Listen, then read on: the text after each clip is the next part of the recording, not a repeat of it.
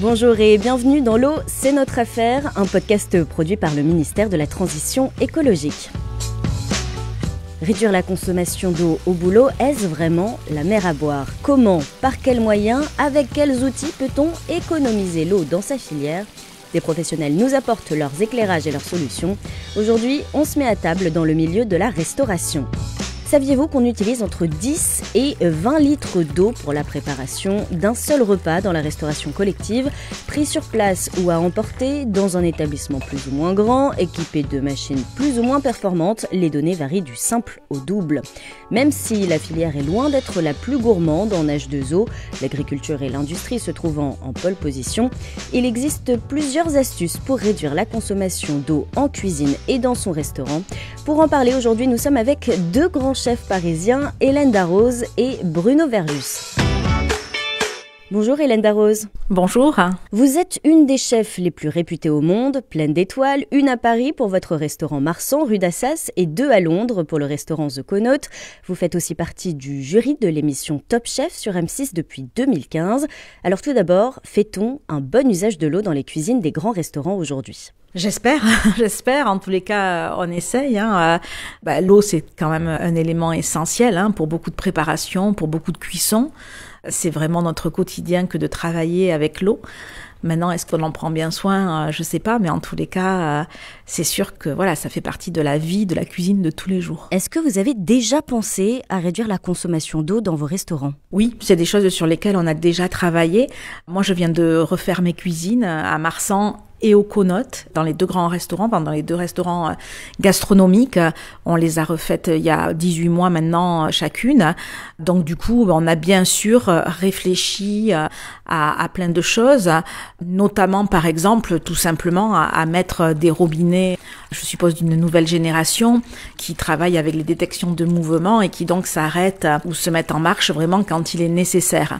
On a aussi mis des limitateurs d'eau. Quand on se lave les mains, on n'a pas besoin de tant d'eau que cela. On réduit le débit d'eau. On a mis des robinets sur nos fourneaux, ce qui fait que je pense que ça réduit aussi le volume d'eau que l'on utilise. On met la casserole dessous, on ouvre et on ferme. Alors que c'est trop tentant quand c'est loin de ouvrir, on remplit la casserole, on va l'amener sur le fourneau et là on revient fermer le robinet, des choses comme ça. On a mis aussi sur la plonge des machines de dernière génération, ce qui fait que bien sûr l'eau est contrôlée. Des équipements neufs, plus modernes, mais qui ont aussi un certain coût. C'est sûr qu'ils sont peut-être un peu plus chers. Un robinet qui marche avec la détection du mouvement, ça a un coût. Ça, on va pas dire le contraire. À la fin, c'est de toute façon une économie sur la dépense d'eau. Ça, c'est clair et net, quoi. Donc l'un dans l'autre, on s'y retrouve. Vous avez fait appel à des collaborateurs pour changer et moderniser vos cuisines. Quand on est restaurateur et qu'on veut réduire sa consommation d'eau, mais qu'on ne sait pas trop comment faire, on peut faire appel à qui ? À des experts, des professionnels. À votre avis, comment on s'y prend? Nous, on a travaillé ça avec notre cuisiniste. Après, je sais pas s'il existe des entreprises ou des institutions qui peuvent aider. Nous, en tous les cas, ça s'est fait d'une réflexion commune avec la personne avec qui on a dessiné les cuisines. Ensuite, c'est un travail au quotidien. Moi, je peux me permettre, puisque j'ai deux restaurants, d'avoir un collaborateur à temps plein pour tout ce qui est entretien, etc. Donc, c'est évident que dès qu'il y a une petite fuite, un robinet qui coule, alors moi, je fais très attention à ça. Tout de suite, on l'a sous la main pour lui dire viens voir ce qui se passe, voilà. Et ensuite au niveau de la cuisine, moi je fais une cuisine où on blanchit peu, je suis plus pour rôtir les choses que pour blanchir les produits dans de l'eau et ensuite les rôtir. Nous on va directement sur la cuisson, sur le rôtissage en fait, donc peut-être que j'utilise un peu moins d'eau du coup. On travaille aussi pas mal le sous-vide pour les légumes, donc c'est une économie d'eau également. Et puis aujourd'hui on a des réflexes qui sont, je pense, d'une vraie responsabilité. Par exemple, quand on a quelque chose à décongeler, autrefois, on le mettait sous un filet d'eau chaude jusqu'à ce qu'il soit décongelé. Aujourd'hui, on le sort la veille, on le laisse en chambre froide tout doucement et il décongèle tout doucement. Quand on a des coquillages à faire dégorger, c'est vrai que autrefois, on les mettait sous un filet d'eau, qui est la méthode classique pour faire que le sable sorte, et ça dure des heures sous un filet d'eau indéfiniment. Aujourd'hui, on les plonge dans un bain d'eau, et puis c'est tout. On essaye en tout cas d'être sensible à l'économie de l'eau. Et ça, c'est vraiment un message que vous voulez faire passer à vos collaborateurs? On essaye de faire attention à notre consommation d'eau, on ne gaspille pas? Je me souviens de mon papa qui était aussi chef de cuisine et qui était tout le temps derrière ses collaborateurs pour dire éteignez les lumières, faites attention à l'eau, etc. Et moi je me disais oh là là, mais qu'est-ce qui va les embêter, etc. Aujourd'hui j'ai l'impression de me retrouver dans ce rôle-là et de les exaspérer un peu. Enfin, en tous les cas chez moi j'ai toujours vu cette lutte contre le gaspillage, l'utilisation d'un légume de A à Z où voilà, on achetait toujours par exemple les bêtes entières et on cuisinait tout pour qu'il y ait vraiment aucun gaspillage. Tout se cuisiner. C'est quelque chose aussi sur lequel j'ai peut-être été éduquée parce que je l'ai vraiment vu tous les jours. Jamais rien ne se perdait. Les eaux servaient à faire les jus, les arêtes servaient à faire des fumées. Les questions ne se posaient pas. Je veux dire, c'était comme ça qu'on travaillait. Mais je trouve que la nouvelle génération est quand même très très sensibilisée à ce genre de problématiques et a peut-être un regard neuf et presque plus neuf que nous. Et du coup, elle le comprend très bien, quoi. C'est ce que vous constatez avec vos apprentis ou dans le concours Top Chef, les jeunes sont plus sensibilisés à l'écologie? Ça, c'est une réalité et je le vois aussi avec mes filles qui sont jeunes. Je ne sais pas si c'est l'éducation qu'ils reçoivent à l'école, si c'est notre éducation à nous, ou si c'est simplement une prise de conscience de réalité, hélas, qui nous saute au visage et que peut-être nous, à leur âge, on avait moins. Mais en tous les cas, cette génération-là est beaucoup plus à l'écoute, beaucoup plus sensible à des automatismes, bien plus que notre génération à nous. Ça, c'est clair. Ça, c'est clair. Je trouve que ces jeunes cuisinent, alors surtout à Top Chef, où vraiment on insiste aussi sur ces messages-là. Top Chef est une émission où tout ce qui est environnement compte beaucoup. Et c'est vrai que, voilà, quand ils cuisinent un légume, ils n'oublient pas de cuisiner la fan de la carotte. Voilà. C'est vrai qu'on peut se dire qu'il y a beaucoup de gaspillage sur Top Chef, parce que c'est vrai qu'on fait beaucoup de plats, mais il faut quand même savoir que tout ce qui n'est pas utilisé est redonné à la Croix-Rouge en l'occurrence. Donc, on fait vraiment attention à ce qui peut être gaspillé. C'est vraiment un message permanent sur le tournage et c'est un message permanent dans nos restaurants. Vous sentez que vous avez une espèce de devoir d'exemplarité? C'est vrai que sensibiliser tout le monde aujourd'hui, c'est peut-être le devoir de professions comme les nôtres, des métiers qui sont assez médiatiquement exposés et des métiers qui peuvent donner l'exemple eux-mêmes en réduisant leur consommation d'eau ou en faisant d'autres choses pour l'environnement. Le gaspillage sur les produits qu'on consomme, sur les produits d'entretien ou sur les produits qu'on mange, il y a vraiment beaucoup de moyens à faire attention au gaspillage. Et vous, à la maison, vous faites attention à l'eau que vous utilisez? Oui, alors je fais attention, mais je crois que mes deux petites filles font encore plus attention que moi. C'est quelque chose d'incroyable, mais elles, prendre un bain, c'est plus dans leurs habitudes du tout. Elles prennent une douche, alors que moi, j'avoue que j'ai toujours beaucoup de plaisir à prendre un bain, mais alors elles, c'est plus du tout dans leurs habitudes. Encore au déjeuner aujourd'hui, ma petite fille Charlotte m'a obligée à finir mon verre d'eau que je n'avais pas fini, parce que pour elle, ça fait du sens, quoi. Merci beaucoup, Hélène Darroze. Merci à vous. Prenons maintenant la direction des cuisines d'un autre grand chef, Bruno Verjus. Le cuisinier étoilé, autodidacte, ancien médecin et chef d'entreprise, a grandi dans la Loire. Moi, je suis né au bord d'une rivière, en plus, à Renaison, le Renaison. Si vous voulez, l'eau, c'est quelque chose qui m'a toujours fasciné. Donc, je suis extrêmement sensibilisé à l'eau, je dirais, dès mon enfance. Cette année, son restaurant Table, rue de Prague, fait partie de la 50aine d'établissements classés dans la catégorie gastronomie durable par le Guide Michelin, un label qui met en avant la cuisine vertueuse et éco-responsable.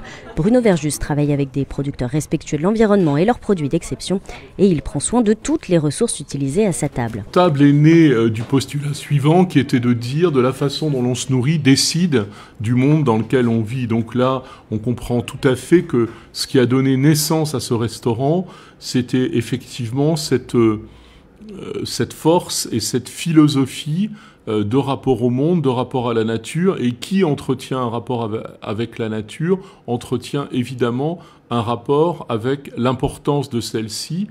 Évidemment, on prend soin de tout ce que l'on utilise, et l'eau en fait partie, je dirais presque en premier lieu. Comment ça se traduit dans votre cuisine ? Alors le rapport qu'on entretient avec l'eau, on en utilise assez peu. C'est-à-dire je suis un restaurant qui fait à peu près entre 50 et 70 couverts par jour. Et ma consommation annuelle d'eau équivaut à peu près à celle d'une famille de 4-5 enfants dans un appartement de 80 à 100 mètres carrés à peu près. Sachant qu'en France, on utilise en moyenne 148 litres d'eau par jour et par personne, soit environ 55 mètres cubes d'eau par an. On se rend compte que finalement c'est assez peu. par rapport à un local professionnel. Et pourquoi c'est assez peu ? Parce que d'abord, je fais usage de machines perfectionnées qui ont l'intérêt de travailler en circuit clos avec des eaux osmosées.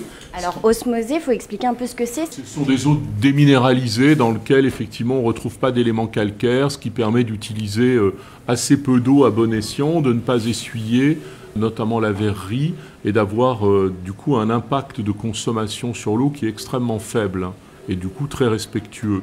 Donc on allie à la fois de la technologie et en même temps on gagne du temps, mais on évite aussi un labeur de travail qui n'est pas forcément utile et une pénibilité en tout cas qui elle ne l'est plus, et au service évidemment des consommateurs et de l'eau. On va voir. C'est une machine qui travaille donc avec là c'est l'osmoseur et un filtre à eau à côté. Et donc du coup voilà, on a juste la quantité nécessaire pour les lavages. Je vais la démarrer. Je ne sais pas combien il y a de litres à l'intérieur, je pense que c'est très peu, c'est 3 litres, et en fait elle va travailler toute la journée avec ces 3 litres qui sont autofiltrés.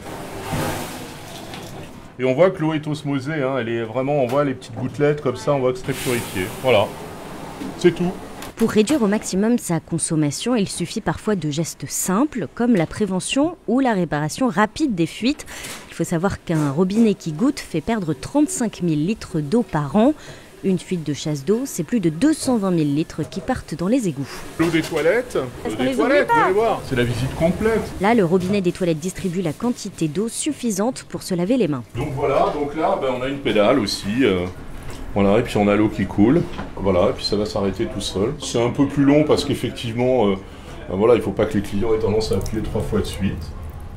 Des toilettes qui ne fuient pas. Voilà, vous avez tout vu. Dans sa cuisine, l'eau aussi est peu utilisée. Comme Hélène Darroze, Bruno Verjus privilégie la cuisson des légumes sans passer par la case blanchiment. Et quand elle n'est pas consommée, elle est recyclée. On sert de l'eau à nos clients. J'utilise l'eau de la ville qui est de bonne qualité, que je dynamise via une machine qui ensuite est à nouveau mise en dynamisation dans des contenants en cuivre. Et quand, en fin de service, on récupère tous ces contenants, l'eau n'est pas jetée dans l'évier, elle est réutilisée pour la petite forêt que j'ai créée devant le restaurant que j'ai appelé Brocéliande, où on a fait 18 mètres d'un horizon de forêt sauvage. Il y a plus de 200 taxons, 200 variétés de plantes différentes. Et donc on reverse l'eau dans les jardinières qui elles-mêmes ne sont pas arrosées, puisqu'on a mis en place un système qui leur permet d'être autonomes en eau, avec notamment pas mal de poires de terre qui, au gré des accumulations, accumulent elles aussi de l'eau jusqu'à peu près 17 fois leur volume et peuvent le restituer ensuite doucement. Il y a un travail sur les mycorhizes aussi important pour la captation de l'eau et la redistribution aux plantes. Et donc le surplus d'eau, lui, il est dispersé comme ça un petit peu en fonction du temps, et plus en été évidemment qu'en hiver, sur les quelques plantes qui en auraient besoin. En plus d'être une denrée précieuse à préserver, l'eau est une vraie source d'inspiration pour le chef. Moi, l'eau m'inspire parce que vous aurez remarqué que dans une rivière, encore une fois, je suis né au bord d'une rivière, et donc j'ai beaucoup observé ça, sans l'observer d'ailleurs avec vigilance, mais naturellement. L'eau, c'est quelque chose auquel aucun obstacle ne résiste. Et aujourd'hui, on est dans une situation où on a l'impression qu'on a un peu des obstacles partout. Et vous aurez remarqué que l'eau, quand il y a un obstacle, c'est-à-dire par exemple un rocher dans une rivière ou un morceau d'arbre qui est tombé ou une branche ou quoi que ce soit, elle va pas chercher à l'évacuer, mais en revanche, elle va aller s'enrouler autour comme ça, donc le contourner avec élégance et s'en aller. Et en le contournant, en l'entourant comme ça, elle se redynamise et finalement va récupérer encore plus de puissance. Et je pense que c'est une philosophie de vie par rapport à aujourd'hui. Aujourd'hui, on a une vie compliquée avec ces affaires de Covid, et donc on doit non pas considérer que c'est un obstacle, mais au contraire, être comme l'eau, c'est-à-dire savoir s'enrouler autour et savoir en tirer une puissance supplémentaire pour nous emmener plus loin et ailleurs et avec plus de conviction. Pour finir, on a aussi demandé à nos 2 chefs de nous confier leurs recettes économes en eau. Je vais vous parler d'un plat de pâtes que j'aime beaucoup, que je cuisine aussi avec, moi j'appelle ça les macaronis du moulinier. C'est une maman italienne qui m'avait appris cette recette. Et donc ce sont des penne en fait que je cuisine avec des légumes. On y met des pommes de terre, des carottes, enfin des asperges quand c'est la saison. Vraiment c'est des courgettes si on veut. C'est vraiment un plat qu'on cuisine avec les légumes de la saison. Et au lieu de cuire comme ça les macaronis dans de l'eau, avec la fameuse règle de pour 100 grammes de pâtes, 1 litre d'eau, on les cuit comme on cuirait un risotto, c'est-à-dire qu'on les fait revenir, rôtir un peu dans une matière grasse. Et ensuite, on ajoute un peu de bouillon, pourquoi pas d'eau, mais on ajoute juste, on va dire, 2 louches. Et puis quand c'est absorbé, on rajoute une louche. Et voilà. Et ça se cuit comme ça petit à petit jusqu'à la fin de la cuisson. Et du coup, on utilise vraiment que l'eau dont on a besoin et pas plus. Donc des pâtes en risotto, c'est possible. Voilà, des pâtes en risotto, c'est tout à fait possible. Bruno Verjus préconise lui aussi la cuisson en risotto pour les lentilles cette fois. Et il a même quelques conseils cosmétiques pour réutiliser l'eau de cuisson du riz. On ne cuit pas toujours du riz dans un rice cooker. Vous savez, en Asie, on a une utilisation de l'eau qui est très raisonnable puisqu'on a un rice cooker, donc il y a très peu d'eau et la vapeur va cuire le riz. Mais si on cuit du riz à l'eau, eh bien, moi je vous conseille tout simplement de garder cette eau de riz cuite parce que c'est un produit de beauté formidable, donc déjà pour se laver le visage, et puis qu'on peut boire aussi et qui est très sain. Donc du coup, voilà, on réintègre cette eau qui n'est pas jetée et on en a un usage intéressant. La cuisine est une forme de cosmétique puisque manger bien, ça veut dire manger des produits vivants de haute qualité, manger avec plaisir, avec émotion, avec des amis et des gens qu'on aime, en se nourrissant bien, c'est le plus beau des produits de beauté parce que ça vous constitue, donc ça vous met en bonne santé, ça vous rend heureux, ça vous rend joyeux, ça vous donne de belles idées. Et qui ne peut être plus beau qu'en étant bien nourri, heureux et aimé. Je pense que, honnêtement, la belle cuisine, c'est le plus beau des produits de beauté. Et si, en plus, on peut en utiliser quelques reliefs pour assainir en plus sa peau, vous imaginez. Merci beaucoup, Bruno Verjus. Je vous en prie, c'était un bonheur. À bientôt. Voilà, le premier épisode de L'eau, c'est notre affaire est terminé. On se retrouve très vite pour une immersion sans débordement dans le monde du textile. Dans le prochain épisode, direction les usines du slip français.